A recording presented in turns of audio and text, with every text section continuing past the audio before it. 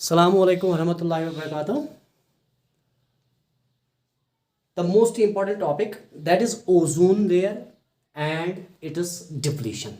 सबसे पहली बात we are talking about the stratospheric ozone, क्योंकि ट्रोपोस्फेरिक ओजोन जो है वो पोल्यूटेंट है, लेकिन स्ट्रेटोस्फेरिक ओजोन जो है ये डिफेंस मैकेनिज्म है, ये एक डिफेंसिव मैकेनिज्म है। स्ट्रेटोस्फेरिक ओजोन अगर आप देखोगे किससे बनता है, it is produced by specific reaction commonly called as Chapman reaction, because it was discovered by Chapman, that is why it is called as Chapman reaction. इसकी तीन रिएक्शंस है। ओजोन लेयर यस ओजोन कत पट बनन, अगर तुम वुचो ozone formation कत पट गसन, ozone formation occurs by Chapman reaction, ये चैपमैन रिएक्शन से होती है। इट हैज, इसके तीन फेजेस है, it has 3 phases such as, देखिए सबसे पहला फेज जो है यहां पर ऑक्सीजन मॉलिक्यूल्स को ब्रेक किया जाता है into the atomic oxygen by the help of light. It is actually photo, पहले अगर आप देखोगे फोटोलिटिक डिकम्पोजिशन, पहले फोटोलिटिक डिकम्पोजिशन होती है, decomposition of oxygen molecule. Oxygen molecule break कर, पहले इसको ब्रेक किया जाता है by the action of light having a wavelength of less than 242 nanometres.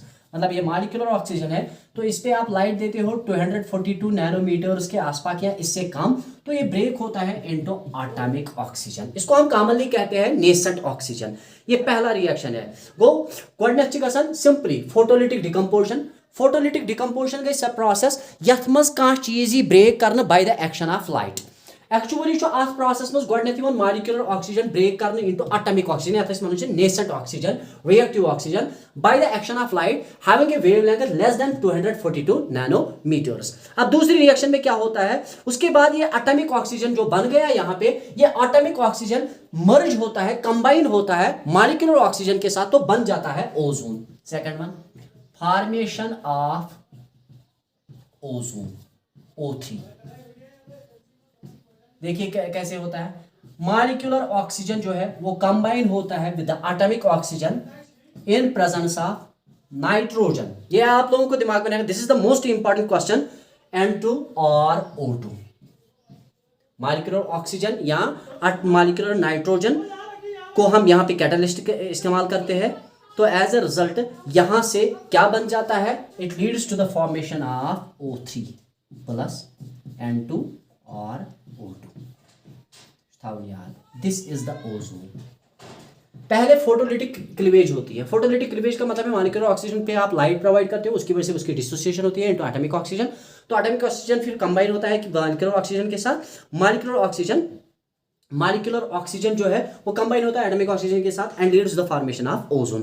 उसके बाद क्या होता है, अगर आप देखोगे ये मॉलिक्यूलर, ये ओजोन जो है ये एब्जॉर्ब करता है अल्ट्रावायलेट रेडिएशंस को, जिनकी वेवलेंथ होगी 200 से लेके 320 नैनोमीटर्स तक, एंड उसकी वजह से मॉलिक्यूलर ऑक्सीजन फिर से प्रोड्यूस हो जाता है एंड एटॉमिक ऑक्सीजन फिर से प्रोड्यूस होता है। याद थावन त्रेमिस मरहलस मज क्या गसन, ये ओजोन ये ओजोन एब्जॉर्ब करन अल्ट्रावायलेट रेडिएशंस, यमन हज वेवलेंथ आए 200 to 320 नैनोमीटर्स, अत वन्ने अल्ट्रावायलेट बी पोर्शन। याद थावन त्रेम रिएक्शन यस ओजोन O3, ये कर एब्जॉर्ब अल्ट्रावायलेट रेडिएशंस, यमन हज वेवलेंथ आए 200 से लेके 320 नैनोमीटर तक, तो ये डिसोसिएट होता है। ये जब ओजोन इनको एब्जॉर्ब करता है, एब्जॉर्ब करने के बाद ये डिसोसिएट होता है into molecular oxygen plus atomic oxygen. ये आप लोगों को दिमाग में रखना है। All these 3 reactions are commonly called as Chapman's reaction. पहले मैंने आपको बताया, पहले मॉलिक्यूलर ऑक्सीजन को ब्रेक करना है with the help of light. उस लाइट की वेवलेंथ मैंने अभी आपको बताई, लाइट की वजह से फोटोलिटिक क्लीवेज जिसको कहते हैं, तो एटॉमिक ऑक्सीजन बन जाता है। दूसरी स्टेज में एटॉमिक ऑक्सीजन कंबाइन होता है मॉलिक्यूलर ऑक्सीजन के साथ, तो बन जाता है O3 अलॉन्ग विद M। ये M यहाँ पे इंडिकेट करता है N2 और O2। तो यहां से अगर आप देखोगे फिर उसके बाद ये ओजोन जो है ये एब्जॉर्ब करता है अल्ट्रावायलेट रेडिएशंस को, जिनकी वेवलेंथ होगी 320 नैनोमीटर, तो फिर से बन जाता है ये O2 plus oxygen.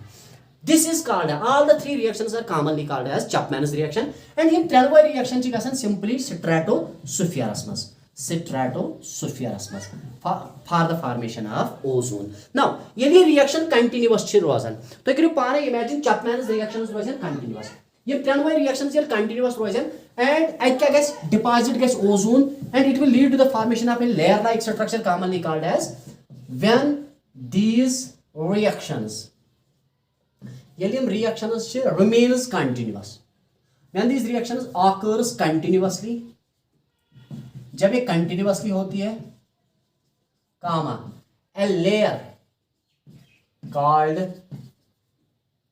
a layer composed of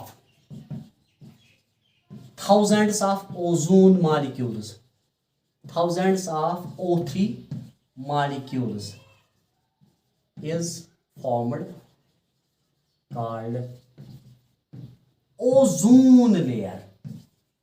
one ozone layer ये ओजोन लेयर क्या कर अगर तुम वो अम थिकनेस सह मेजर कर इन Dobson units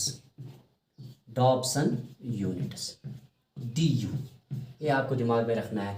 ozone layer yes thickness यह मेजर कर इन डॉप्सन यूनिट्स। अगर तुम वो अम एवरेज थिकनेस यस वर्ल्डस मज वनकस मान सह एवरेज थिकनेस यह स्ट्रेटोस्फीयरस मज एवरेज थिकनेस जो है इसकी वो है 300 डॉप्सन यूनिट्स। तो ऐसे बूजमुत गोडनेथ डिप्लीशन ऑफ ओजोन लेयर गई या लबन अंटार्कटिक रीजनस मज तम सात अम ओजोन लेयर हज thickness 200 Dobson unit Khot bone. ये आपको दिमाग में रखना है। गो एंटार्कटिकास मज गए एंटार्कटिक जोनस मज गए गोडनेथ आई ऑब्जर्व करने Antarctic depletion of ozone layer was first of all observed in depletion जो है डिप्लीशन का मतलब है thinning of ozone layer first time occurs over Antarctic zone सारी खुद गई Antarctic zone it was having a thickness of less then 200 Dobson units. ये आपको दिमाग में रखना है। एंटार्कटिक रीजन मज आई गोडनेथ अम डिप्लीशन वुचन एंड तम साथ आई अम थिकनेस वुचन 200 डॉप्सन यूनिट खोत कम। ये आप लोगों को दिमाग में रखना है। तो मेन फीचर याद थावन average thickness um 300 Dobson unit. One वुचन कि डिप्लीशन ऑफ ओजोन लेयर कथ पे गसन।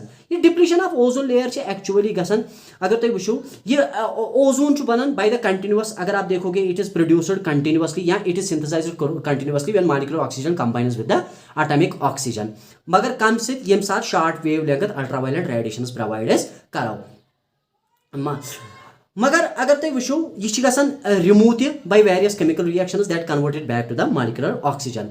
अगर वो स्ट्रेटोस्फीयरस मज कंप्लीटली ओजोन बनान। स्ट्रेटोस्फीयरस मज अगर कंप्लीटली ओजोन बनान यह कित पे बनान ये मॉलिक्यूलर ऑक्सीजन तो एटॉमिक ऑक्सीजन कंप्लीटली पानवे कंबाइन गसन। मगर यह मॉलिक्यूलर ओजोनस मज एबिलिटी यह अल्ट्रावायलेट रेडिएशंस एब्जॉर्ब कर तमो अल्ट्रावायलेट रेडिएशन सत्य एब्जॉर्ब कर तम ultraviolet radiation molecular oxygen break कर कन्वर्ट इनटू एटॉमिक ऑक्सीजन पे बे मॉलिक्यूलर ऑक्सीजन अमिस एटॉमिक ऑक्सीजन सहित रलन एंड बनावन ओजोन। गो तम मतलब चेन बनन।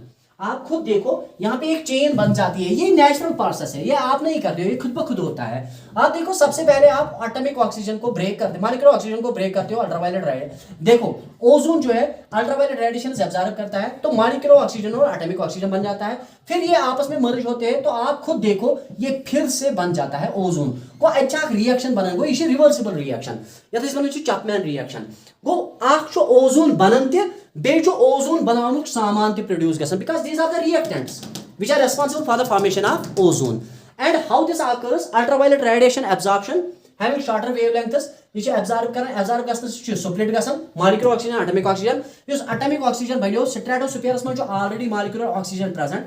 स्ट्रेटोस्फीयर में अगर आप देखोगे वहां पे तो मॉलिक्यूलर ऑक्सीजन होता ही है, वो कंबाइन होता है इसके साथ तो बन जाता है फिर से ओजोन। वो reaction cyclic in nature, reversible reaction. इसीलिए आप वन ये डिप्लीशन कथ पे डिप्लीशन ऑफ ओजोन लेयर कथ पे one of the most important parameter for depletion of ozone layer is production of chemicals such as chlorofluorocarbons CFCs chlorofluorocarbons.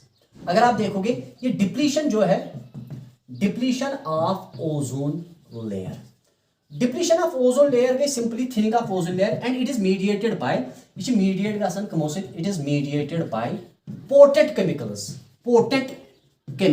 ये potent chemicals से होता है और उन केमिकल्स को हम यूजुअली कहते हैं कॉल्ड एज स्पेशली अगर आप देखोगे CFCs क्लोरोफ्लोरोकार्बन्स इन क्लोरोफ्लोरोकार्बन्स को आपने देखा होगा इनको हम इस्तेमाल करते हैं रेफ्रिजरेशन एक्टिविटीज इसमें हम यूजुअली इसको इस्तेमाल करते हैं तो वहां से CFCs प्रोड्यूस होते हैं ये CFCs कहाँ पे होते हैं ट्रापोस्फीयर में होते हैं ये डायरेक्टली एंटर होते हैं ट्रापोस्फीयर में और ट्रापोस्फीयर में इनकी लाइफ जो होती है थाउजेंड्स ऑफ ईयर्स मतलब CFCs क्लोरोफ्लोरोकार्बन्स तिम गैसेस यम अथ ट्रापोस्फीयरस मज रोजान वारियाहन वरियन एज अ रिजल्ट यम CFCs क्या गसान from troposphere they enter into the स्ट्रेटोस्फीयरस मज डायरेक्टली काम करन यम क्या ओजोन मॉलिक्यूल्स ब्रेक करन तिकाज CFCs वारिया ज्यादा रिएक्टिव यदि ब्रेक करें अमिस ओजोन मॉलिक्यूल्स अत बनन हाइपोक्लोराइड एंड बेच बनन मॉलिक्यूलर ऑक्सीजन ये हाइपोक्लोराइड गसन combine with oxides of nitrogen मतलब नाइट्रोजन डाइऑक्साइड तत बनन सिंपली अ कंपाउंड तथ नाव वनन ClONO2 ये आपको दिमाग में रखना है हमेशा याद थावन यम CFCs हसा वारियास कालस जिंद रोजान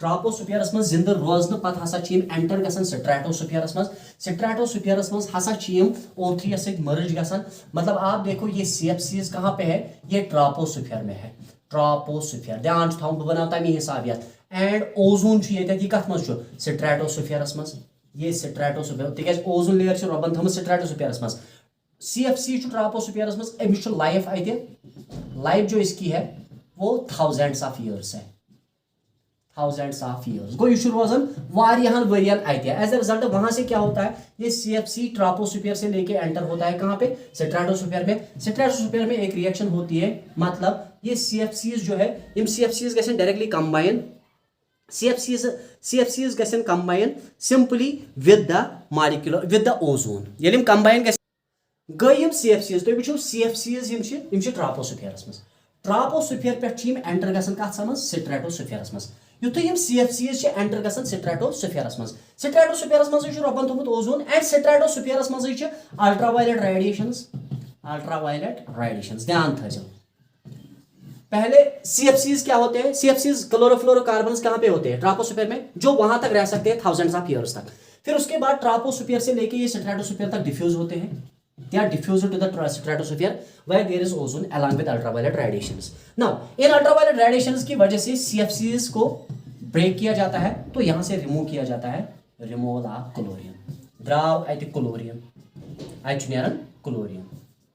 को simply CFCs are confined to the troposphere में ये CFCs रह सकते हैं थाउजेंड्स ऑफ ईयर्स तक फिर उसके बाद यहां से ये डिफ्यूज होते हैं तो एंटर होते हैं स्ट्रेटोस्फीयर में अल्ट्रावायलेट रेडिएशंस की वजह से इन CFCs को ब्रेक किया जाता है तो वहां से रिमूव किया होता है अल्ट्रावायलेट रेडिएशंस ब्रेक कराना ब्रेक्स CFCs CFCs ब्रेक कर क्लोरोफ्लोरोकार्बन्स एंड अत रिमूव गसन क्लोरीन क्लोरीन अत रिमूव गो यह क्लोरीन मर्ज गसन मिक्स गसन कत ओजोनस एंड बनावन क्लोरीन मोनोऑक्साइड युस रिएक्ट गसन नाइट्रोजन और डाइऑक्साइड सह बनावन क्लोरीन नाइट्रेट ये आपको दिमाग में रखना है गो CFCs अत गो रिमूवल क्लोरीन यह क्लोरीन गो रिमूव यह कत रल वह O3 स्ट्रेटोस्फीयरस मज गसन गो वह कर यह क्लोरीन रल O3 अत बनाए यह क्लोरीन मोनोऑक्साइड ClO+O2 ये है क्लोरीन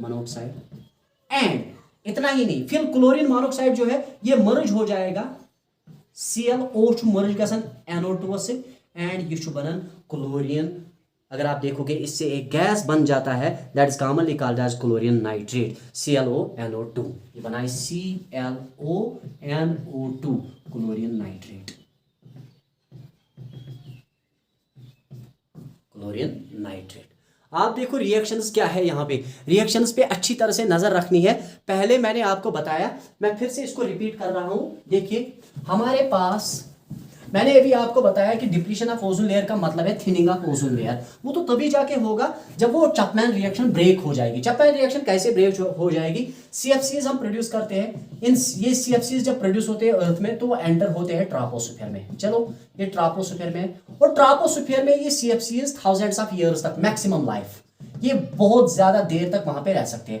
फिर ट्रोपोस्फीयर से इन सीएफसीज को डिफ्यूज किया जाता है, दे आर डिफ्यूज्ड। किसमें डिफ्यूज होते हैं? स्ट्रेटोस्फीयर में। स्ट्रेटोस्फीयर में क्या है? Ultraviolet radiations.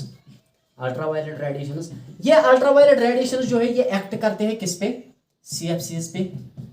तो जब अल्ट्रावायलेट रेडिएशन सीएफसीज पे एक्ट करते हैं तो उसकी वजह से रिमूव होता है क्लोरीन, तो ये बन गया क्लोरीन। फिर ये क्लोरीन जो है ये मर्ज होता है किसके साथ? ये O3 ओजोन के साथ मर्ज होता है, तो यहां पे बन जाता है क्लोरीन मोनोऑक्साइड प्लस O2। फिर क्लोरीन मोनोऑक्साइड जो है ये ऐड होता है नाइट्रोजन डाइऑक्साइड जो ऑलरेडी स्ट्रेटोस्फीयर में मौजूद है, तो उसके बाद बन जाता है क्लोरीन नाइट्रेट ClONO2। ये आपको दिमाग में रखना है, आप खुद देखो। तो when this reaction remains continuous, it remains continuous only when there is high concentration of CFCs, and इनकी कंसंट्रेशन ज्यादा ज्यादा दिन ब दिन बढ़ रही है। तो उसकी वजह से अगर आप देखोगे अल्टीमेटली ओजोन मॉलिक्यूल्स जो है वो कम हो जाएंगे। When their concentration gets decreased तो ऑब्वियसली तो वो पाने ओजोन लेयर गस पाने डिप्लीट। वहीं ये डिप्लीट गस ozone layer, what will happen? देखिए मैंने अभी आपको बताया कि ये ओजोन लेयर जो है ये स्ट्रेटोस्फीयर में है। सबसे पहली बात जो मैं आपको बताना चाहता हूं, ये सन है। सन से रेडिएशन जो आती है 3 सेक्शंस में लेके आती है, अल्ट्रावायलेट, दूसरा है स्पेक्ट्रम ये विजिबल पोर्शन, और तीसरा है इंफ्रारेड IR। अगर आप देखोगे अल्ट्रावायलेट के भी 3 सेक्शन है, UVC, UVB एंड UVA। ये तो नीचे आता ही नहीं है, ये नीचे आता है और इसको इस्तेमाल किया जाता है एग्रीकल्चर में, लेकिन ये वाला जो है यही है कार्सिनोजेनिक हार्मफुल सेक्शन, ये हार्मफुल है। और इसकी वेवलेंथ जो है दैट इज 200 to 320 नैनोमीटर्स। अब इस अल्ट्रावायलेट बी पोर्शन से प्रोटेक्ट करने के लिए it is prevented by ozone layer.